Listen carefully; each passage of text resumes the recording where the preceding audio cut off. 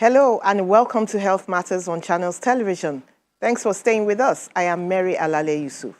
As at Friday, February the 19th, there were more than 110 million confirmed cases of COVID-19 globally. More than 62 million people had recovered, and the death toll is over 2.4 million. In Nigeria, cases are close to 151,000. More than 127,000 people have recovered and 1,813 have died. That's a little over 6,000 new infections in a week and more than 8,500 recoveries. Recovery rate is up to 84.5% and case fatality rate is steady at 1.2%. Total samples tested are over 1.4 million, but just about 42,000 within the week. Generally, people exhibit fear, anxiety, and stress as responses to difficult situations. But nobody was expecting something as huge and life-changing as the COVID-19 pandemic, which has posed enormous challenges to physical and mental health globally. We want to look at staying healthy mentally. My guest is a consultant psychiatrist and the medical director of Pinnacle Medical Services, joining us via Zoom. Dr. Memuna Kadiri, you're welcome to the show. Thank you very much. It's good to be here. Now, we know that fear, anxiety, and stress are normal when it's not too much, but abnormal when it's too much. Now, with COVID-19, would you say there's more alarming cases or symptoms of mental unwellness, if you can allow me that word? Thank you very much for the question. And I would say congratulations for those of us that are still alive 1 year into COVID-19. And may the souls of those we've lost rest in perfect peace. It's not easy because people have lost loved ones. We know that some of them directly or indirectly. But is that when COVID-19 hit, we all just assume it's one of those illnesses. Within 2-3 months, everything will, be fine. But now we are 1 year into it and we are not still seeing, the end result. Are people now more, as people increase in the rate of fear, anxiety, maybe sleep issues, have they increased over this period of time? Yes. Mary, I will tell you collectively, globally, now we know it's a global pandemic since WHO announced it, we are all collectively traumatized. That is one thing we all have to understand. And then, of course, we are all trying to adapt to the new normal. So for me, for each and every one of us, is for us to accept that this is our new normal, not necessarily agreeing with it, but acknowledging it. When you do that, it helps you to stay more mentally stable. So when COVID started, I was looking for something very relatable that people can know how this virus is affecting us mentally. And some new vocabularies came in on board that period. One vocabulary that everybody to date now knows is happening is the word pandemic. And I will tell you how relatable that is when it comes to how the COVID-19 virus is affecting us mentally. The PANDEMIC, the word pandemic, is a very relatable acronym on how COVID-19 virus is affecting us. P is panic. Everybody panicked. Panic buying, panic the fact that you have COVID, panic the fact that somebody will have COVID, panic the fact that you will die, and all that, and it's still ongoing because of this second surge. A is anxiety. Anxiety as such has so increased with fear, with the fact that if I have it, will I die? I have elderly ones. How do I relate to them? Loneliness will come in. Now, working from home, and I'm an extrovert. I need human interaction. Anxiety and fear is still on the increase. N is not sleeping and eating well. Now there's a new word called chronosomnia or COVID-somnia, meaning the COVID-19 has disrupted our sleep cycle. So people are beginning not to have better sleep, which was, so for some people, it was bad. It was not as good, but now it's even worse. So not sleep and not eating well, that is the end. The D is depression. Have cases of depression increased during this period? Yes. In fact, studies as of last year and before COVID rather, was that 25% of Nigerians needed mental health services. But as it is now, over 40% of Nigerians need mental health services. So you can imagine how much people we know that need this service. And anxiety, depression, and substance abuse top the scale of those diseases that are more predominant as it is right now. What is E? E is like a brother to D, experiencing suicidal thoughts. Apart from the COVID that happened, we know what happened October 2020. The NSAS movement issues came. And of course, the hoodlums, the vandalization, people lost their lives, people lost their source of livelihood. That, again, pushed people to that, to the south, and people were, just taking their lives. These are Nigerians that, in quote, are supposed to be the happiest people on earth. Why would we be killing, dying by suicide? That is the E. The M is maladaptive coping mechanism. People are not coping as it is. They say when the center cannot hold, things begin to fall apart. We thought this in 2, 3 months, 6 months, it will be over. It's not over. Then the second surge came with people dying more than the first surge. So all that maladaptiveness, why people now an increase in the rate of abusing substances, drugs, those maladaptive coping mechanisms are there. The I is impaired thought processes. This comes where the conspiracy theories are. 5G, 7G, now vaccines are here. There's so many conspiracy theories about vaccine. Oh, such organization is the one pushing it and all that. And the last but not the least in the pandemic acronym is confusion. Aren't you still confused? There's so much confusion. We don't know what is happening. When you go to US, now they're telling us use double mask. The normal mask and the cloth mask. So you see where things are just, we are just in that bubble. Schools have resumed. A lot of schools say, look, do screening before you bring the children. Parents say, look, if we do screening and bring our children, teachers will screen, security will screen, cooks will screen.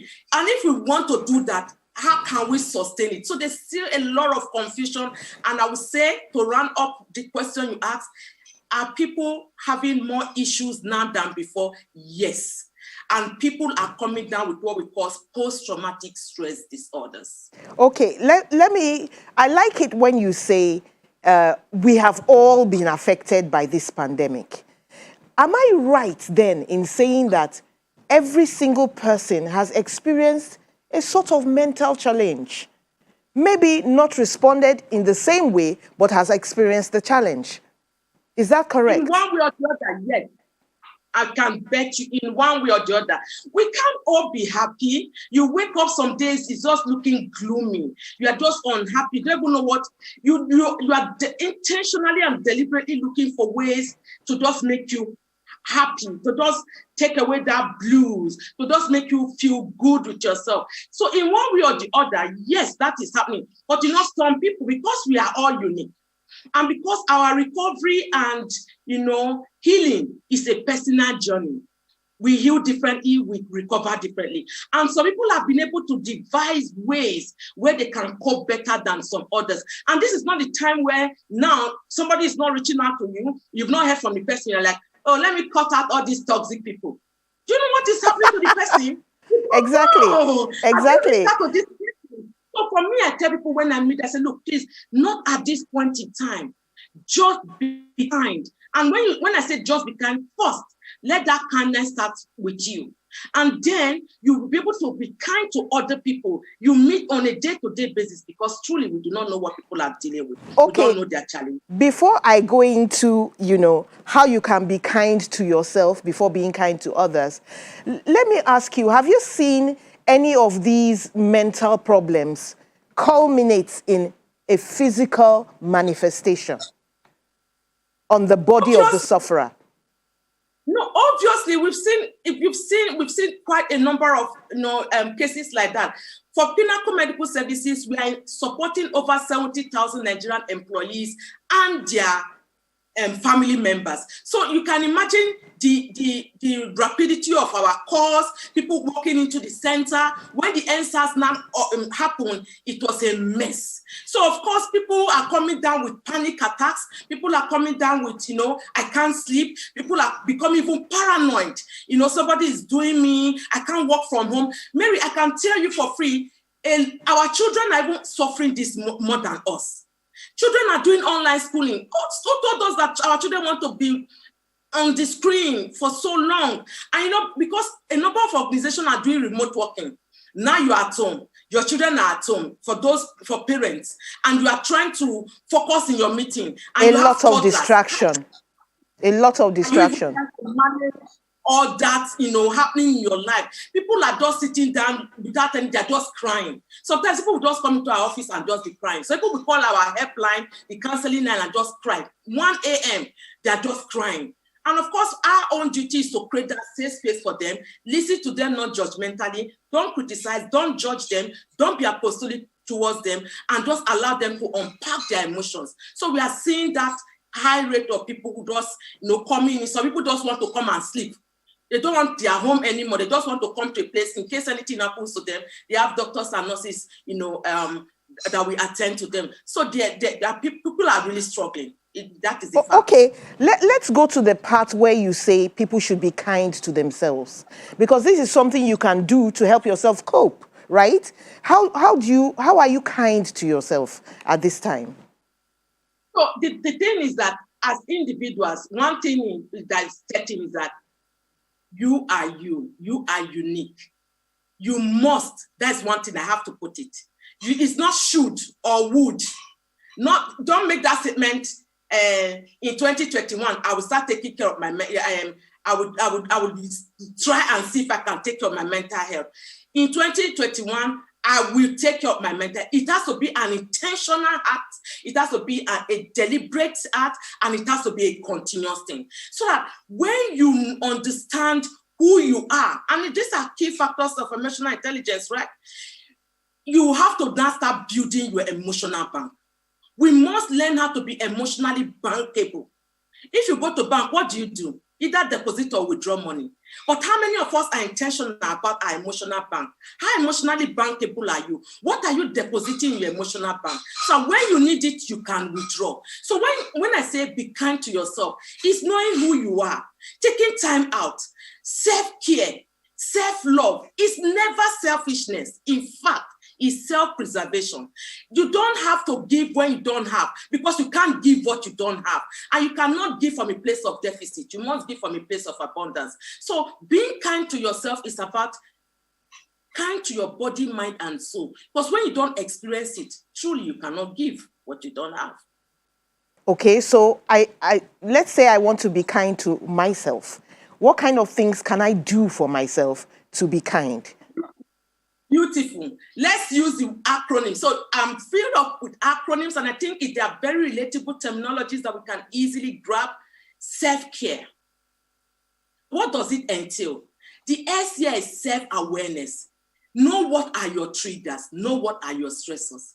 You cannot manage it if you don't know what it is. If you don't know what your stressors are, in fact, if you don't know who is stressing you, that person will always be in your inner circle, and you will be stressed for the rest of your life. So the S here is self-awareness, knowing your triggers and knowing how to manage it. The E there is exercise. Exercise is not for you to start, I want to lose weight. No, let me tell you what exercise does for us. It's a non-medication treatment for anxiety, depression, stress. When you exercise, it boosts your feel-good hormones called the endorphins, and they make you feel happier. It relieves you, makes you feel rejuvenated, revamped, and re-energized. L here is limit to exposure to excessive news. My best news 10 p.m. channels. I know when I come to watch channels, there are some news I don't bother watching because earthquake is happening here. Some people are dying here. It messes up with my psyche. So limit exposure to excessive news. Schedule when you want to watch news. Mute your notification. If some apps are not good for your mental health, uninstall it. It is your phone, it is your money, it is your data. The F here is fun. Okay, let me quickly jump in there. We're going on to the next letter, but let's do that after the break. We'll take a short break now. Please stay with us. Welcome back. We're getting into how you can help yourself and others stay mentally stable in this pandemic, in this time of trouble. This is Health Matters, and we are doing mental health.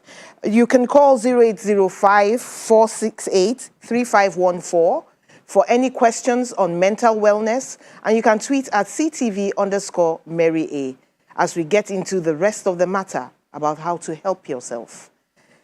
Doctor, we were talking about the L.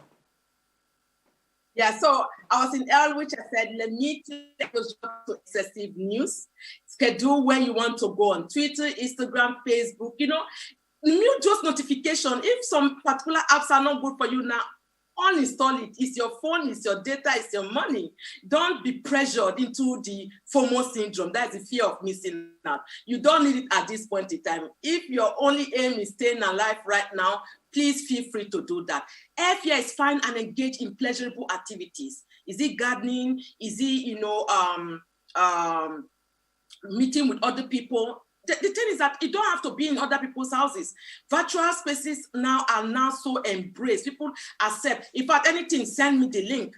Parties are happening online. Weddings are taking place. Naming ceremony. There's so much that you can do. You can even do wine tasting, parties. So find and engage in those pleasurable activities. They keep you relaxed, keep you calm, and of course, promote your mental wellness. The C here is connect. Connect with people that are good for your mental health, your healthy support system, friends, colleagues, and loved ones. If you feel you are at risk, you don't have to visit, then you connect. Phones are there. Video calls are there. Just do what you know you need to do. You are not an island. You need people around you. Human connection is very key at this point. A is ask for help. Asking for help, I will tell you, is a sign of strength and never a sign of weakness. In fact, the word that we all learned during the EndSARS was Sorosoke. This is a time for us, Sorosoke. If you need help, Sorosoke, call on somebody who you know will help you, that will not use you to form gist, but that will help you and get help for you. And of course, what is the R? Rest and sleep. There is no award for the best person on earth. There is no award. So time out. Last but not the least, okay. Right, yeah. Now you have helped yourself. You're feeling good. You're feeling balanced. Yeah. How do you transfer this to someone else who calls you, for example? Good. In transferring to somebody else who calls me, for example, first, if you understand that I'm in a good place, I can help that person. That is the self-awareness.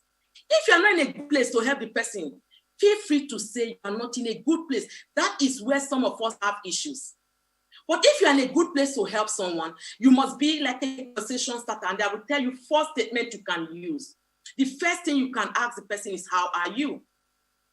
Sometimes when we ask people, how are you, not looking at the person, if you can see the thing, and we are not looking at the non-verbal communication. Even if you are seeing the person, the phone conversation, you can know that the pitch has gone low or the person is dragging his or her words. Those are things, because it's somebody you know before. So if the person, I'm fine. You should know really, how are you? And be genuine in asking those questions. The second statement you can actually ask is that, what are the good things happening in your life right now? Mary, truly, there are bad things happening, but also some good things in our lives. The third question is that, what are your challenges? Don't say what are your problems. When you say what are your problems, it looks too big, but we all face challenges. And when the person tells you his or her own challenges, if you can help. The person needs money, you don't have money, and you can contribute 10,000, give the person 10,000 and say, this is what I have, but I don't have the loan you are asking for. The last but not the least is that, how can I help you? Not because you saw me on Facebook by 11 p.m. I was on WhatsApp by 12 p.m. I'm fine. Because a lot of times that's what we do. You're on WhatsApp and I saw you on Facebook. Do you know if somebody is helping me to run my social media? So we as individuals, when you reach out to people, don't judge them. Listen to them not judgmentally. Don't criticize them. Don't trivialize their issues. At this point in time, we all need to be able to build what we call a culture of compassion. And when we build that culture of compassion, it's a space that is safe for each and every one of us, where we can speak up, and get the much needed help. An unprecedented number of healthcare professionals are getting infected. This is the first time you hear 75 people caught the virus, and they are all health workers. 20 doctors died in 1 week.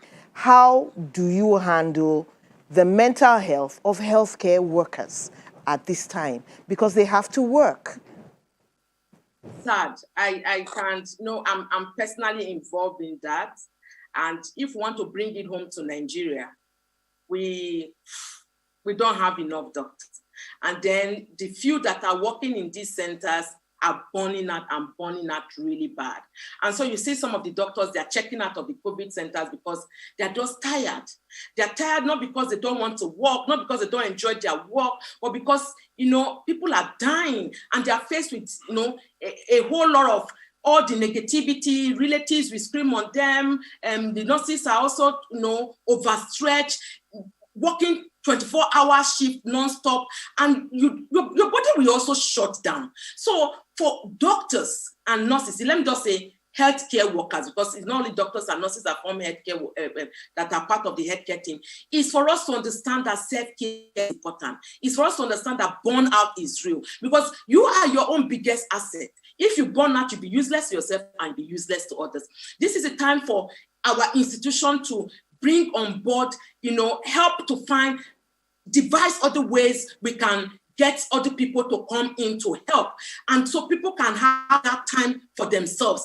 And I know this is difficult because if you tell me to come and work in a COVID center now, I'm already overworked. I may not be able to. I'm actually doing that with the psychosocial support, but working in on a day-to-day basis with people in ICU is difficult. Okay, so let us quickly take this call from Kelly at Ikorodu. Hello, Kelly. Felix is my name. You are getting me wrong. Okay. Okay. I'm watching at your health, mental at my television. Please, you are listening to the question you asked the doctor that how will you get the help to someone that needs the help to have? It was a good question to me. How do we get connected to this health? Because this time when we have cough, they say this cough needs to be treated at the Corona Center. And most of these hospitals we have been going as health, mental something. They are also checking. Is it that at this hospital they are not doing the right thing to tell us which among is Corona or which one is cough to be treated with them? That's my question this morning. Wait, are you saying you are not being told what you have? No, I'm being traced. What I have is that I'm listening to the mental health and also seeing dry cough, diarrhea, most of the things, of this weather today. Most of our little children are coughing, most of those coughs. Which among can we come to meet this health? Where is the right place for the right health, for the health to come in? That's my question this morning. Okay. Dr. Kadiri? I didn't get that question. Can you reiterate that? He's asking, children cough and all that. Where can they go for help? When must they go for help? Some people are confused. What kind of cough is this? I don't know. How do they get help?